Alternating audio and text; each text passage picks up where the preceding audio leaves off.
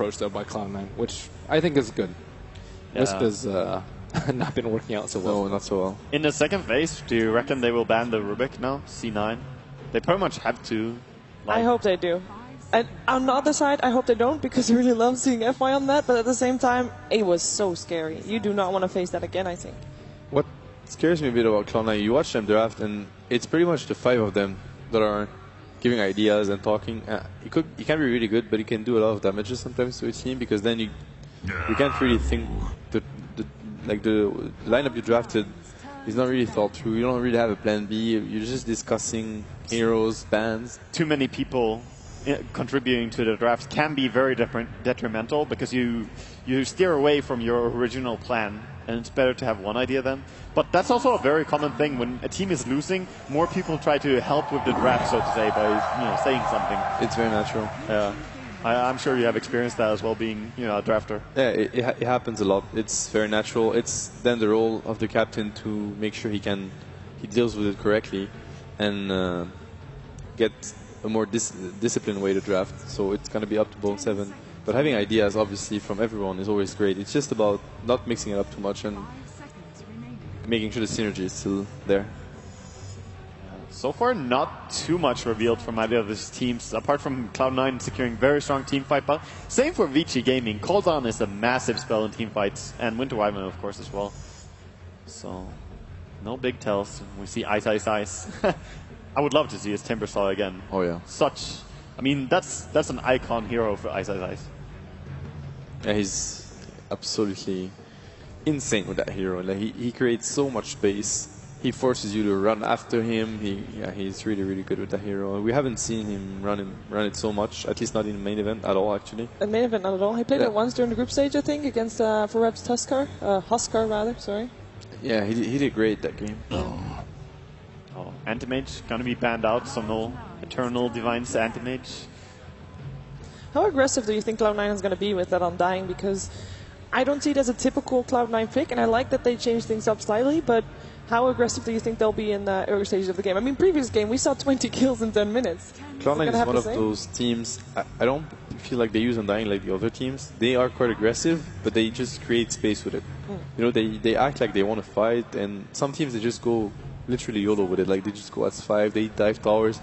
The way you often see Cloud9 pick Undying, for example, with Anti-Mage or with Phantom Lancer. They just create space for the others to farm, because you need a lot of resources in order to shut down Undying's aggression. It's a scare pick, basically, to keep the enemy away so you can farm up and get all that, as you say, space for your safe laner.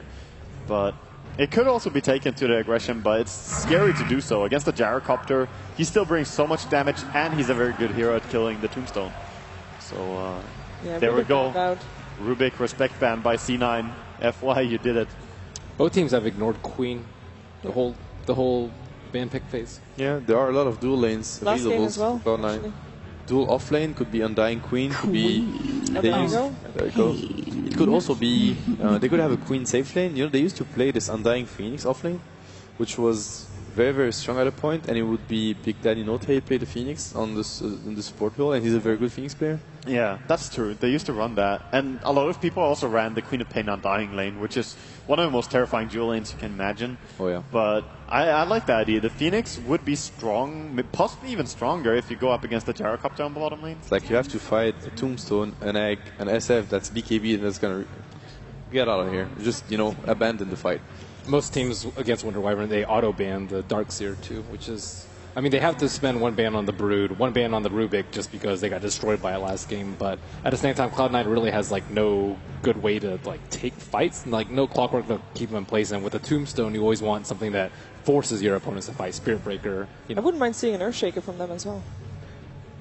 Misery Earthshaker, make sure that they got locked down, because they don't really have that at the moment either. Yeah, they have no disables whatsoever. They need to be careful with that, especially because Vici will have the last pick of that phase. So if they Storm is still in the game. Exactly, they could last pick a Storm if they go for if Cloud9 goes for support, such as a Dazzle or whatever. C9 disable. Yeah, did have one of those games against MVP in the group stages where neither of the teams had any disables apart from the Sashka Snowball. Yeah. So seeing them have no stunts now makes me a little bit worried that they will not pick one up, but I'm sure they're going to be prepared for it. Else, I'm sure Vici are going to be having one hell of a time. Yeah, it could be a bit scary. Already the Darkseer is going to be very hard to control in the laning phase. Any hero to get Surge, basically. Yeah, Darkseer Winter Wyvern is so terrifying. Like, the team fight from C9, from the first 2 picks, I say, was like really strong. But Gyrocopter, Winter Wyvern, Darkseer, you don't want to go into that at any stage of the game. As soon as they have their ultimates up, that is really, really strong. Oh, there we go. Solo Pugna. And I want to give a shout out to Fluff and Stuff, an American player that's not attending TI this year, and that actually was tweeting that Cloud9 will go to the Pugna in the last game. I wasn't sure about it, but it looks like it's a nice prediction there. It's a hero they've been running quite successfully. Misery can play it on support, position 4. They can play it on Fada, but it hasn't been the best hero for Fada mid. And they also play it on Bone 7 in the offlane. So right now it's really hard to predict Cloud9's lane. Fairly not unusual pick, but low pick so far at TI5. Only the the 9th time it's been picked. The Pugna? Yeah. That's majorly C9's picks. Yeah, exactly, and pretty much all of this. I've seen them plenty of times in the group stage run this, so they are not strangers to this. It's just the others have not really caught on to the C9 meta. I think for now with Cloud9's draft, if they don't have a significant advantage at like minute 15 or so, they're going to have a really tough time defending against VG Gaming, because VG Gaming's lineup looks really scary in terms of teamfight if they get their core items going. Also, they would love to have the Anti-Mage in this game if it was ever available to them, so very nice by VG that they banned that out. It would have been so strong against VG's lineup. And Cloud9 just looks like they want to force down towers really early with the early mech on Shadow Fiend and just push. Again, they have no catch. So if they played a split push game versus VG, they're going to lose out because VG can be far more aggressive. Like even Darkseer can just surge or TP away and feel completely safe. So how about still Beastmaster for Cloud9? I think the Beastmaster could maybe work, but Fada loves to play Shadow Fiend. I honestly think they're going to go for Eternal Envy on Razor, and that's going to be their lineup. But Beastmaster could also work. I would love to see it again by them, but I'm just not sure that this is the lineup. He works better when you have plenty of stunts and really good ganking heroes. And so here, they kind of like him. Who plays the Pugna? Because Misery and Notat have both played. Yeah, they also played it on Bone 7, so yeah, they have. Anyone really. Yeah.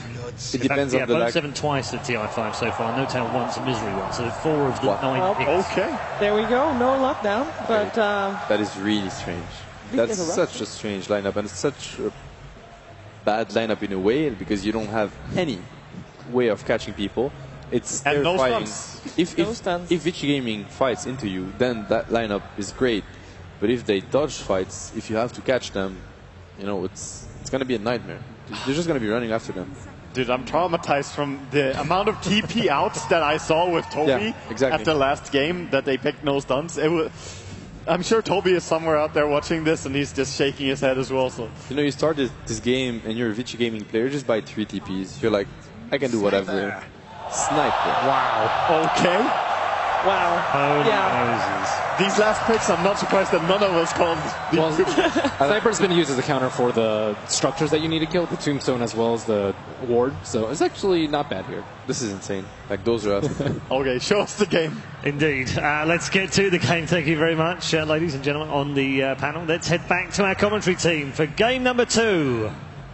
An insane game number 1, and we're back here with game number 2 between Vici Gaming and Cloud9, and we have to have one of the most interesting drafts I have seen. For sure, one of the most interesting drafts in this main event. Bloodseeker last pick for Cloud9, and a sniper pick for Super. He's an acclaimed sniper player. Blitz, what do you think about this? Round out these lineups.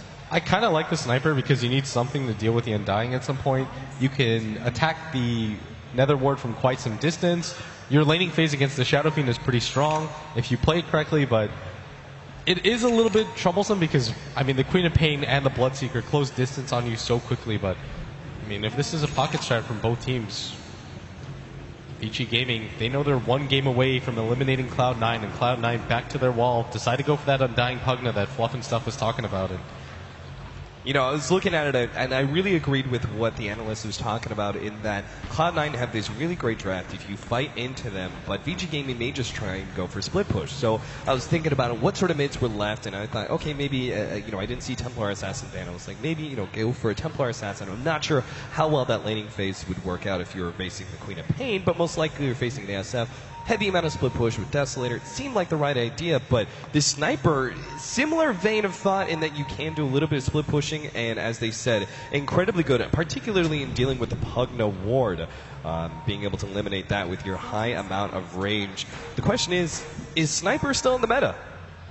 I think there's a reason why it's not. It's still hard to protect him.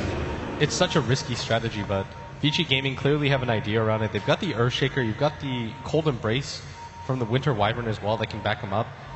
That's probably what you're relying on, but his laning phase is going to determine a lot. Like, he actually has to do incredibly well against Spada to be able to live throughout this game, but we're just going to see is Cloud9 versus Vici Gaming, potentially the last game of the day. I'm really hoping for a third one. All right, so starting things off here, the battle room going to go the way of, let's see, Fada's got his, and Super will actually be able to snag at the top one there. We had just a small little skirmish there inside of the Radiant Jungle, but Vici Gaming very clearly did not want to be fighting into an Undying. Fenrir, as our Earthshaker, is actually going to be sitting a little bit on this middle lane, really to be expected. You don't want to be leaving too many gaps for your Sniper to get ganked up, and I'm just not sure they're going to be able to win this bottom lane. The Undying Queen of Pain, as the analyst Des actually said, this is probably one of the most fearsome dual lanes you could possibly have. The constant harassment between both Decay and Shadow Strike. Now, they're going to be slowed down a bit here. Oh, they know that Envy used Shadow Strike. He doesn't have to blink away. They're going to go straight for Eternal Envy, and he is stuck up against that Fissure. How gets the first blood, and now trying to get away from Big Daddy. No tail, help motioning up. 2 seconds. And he has the Decay up, but it's not going to be enough. He just turns around, throws it on Fenrir, but Hal survives.